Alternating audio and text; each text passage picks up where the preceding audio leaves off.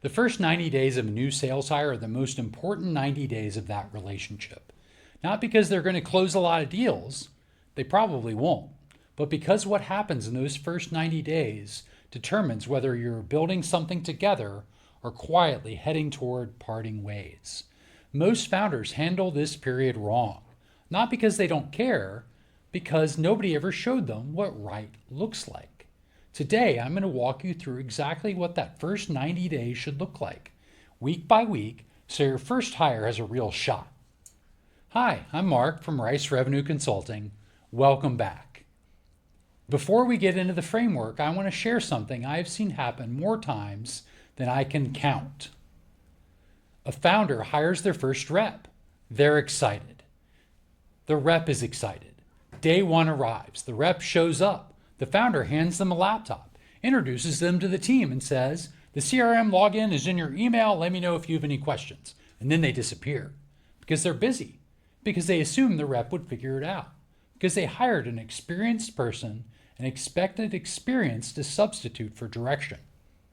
3 months later, the rep has some good calls, but nothing is closed, and the tension is starting to show. Here's what should have happened instead. Month one. Learn, don't sell. The first month has one goal, understanding. The rep should not be expected to close anything in month one. They should be expected to deeply understand your business, your customers, and your process. Week one is orientation. Walk them through your one-page sales process personally. Do not email it to them. Walk them through it. Answer every question. Tell them the story behind every section. Where did this process come from? What did you try and what didn't work? What worked better than expected? Week two is shadowing. They watch you sell. Every call, every meeting, every email. They're on it. Not to critique, to absorb. To hear how you talk about the problem, how you ask questions, how you handle objections. Week three is reverse shadowing. You watch them sell, same calls, same process, how they are running it.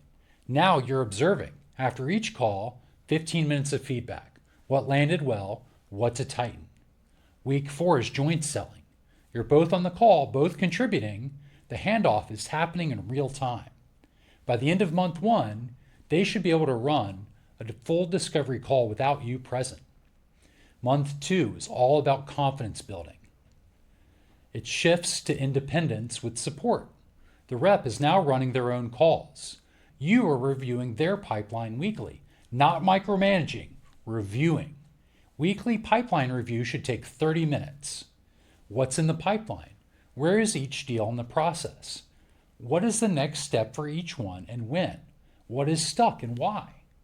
This rhythm does two things. It catches problems early before a stalled deal becomes a lost deal, and it teaches the rep how to think about their pipeline, which is a skill that is easy to take for granted, but it has to be developed. Month two is also when you start looking for patterns. Are they getting meetings, but not moving to proposals? Discovery might need work. Are they getting proposals out, but not closing? The proposal itself might need refinement. Or the objection handling might need attention. The data tells you where to coach. Use it. Month three, measure and adjust. By month three, you should have enough data to have a real performance conversation. Not a gut feel conversation, a data conversation. Compare their activity numbers to your baseline from the pipeline number video. Are they hitting the required call volume, meeting volume, proposals sent? If the activity is there, but the results are not, the problem is probably conversion. If the activity is not there, the problem is probably focus or prioritization. Month three is also when most founders panic if nothing is closed yet. I want you to address that directly. If your average sales cycle is 90 days, a rep who started in month one cannot mathematically have closed a deal yet. Their pipeline is full of opportunities that are still in process. Panic at month three is premature. Give it the full cycle. What you should be seeing by month three, a full active pipeline with real opportunities at multiple stages. Calls happening consistently. Proposals going out. A rep who can articulate the ICP, run a discovery call, and handle the top 3 objections without you in the room. If you see those things, you're ahead. If you do not, you have a coaching conversation to have, and you have the data, the thing that nobody tells you. Here's the part of the video I did not put in the title because it does not make for a clean headline, but it's probably the most important thing I'm going to say. Your first hire changes you too. You are no longer just a founder who sells. You're now a founder who leads a sales function. That's a different job. It requires you to communicate differently, manage differently, give feedback differently. The founders who make this work are the ones who invest in that transition as seriously as they invest in the rep's first 90 days. They ask for feedback from the rep. They check it honestly. They do not just manage, they lead. The rep is watching you as closely as you are watching them. What they see determines whether they stay. If you are within the first 60 days of making your first hire, build your 90-day onboarding plan before they start. Not after, before. Use the framework from today as your starting point.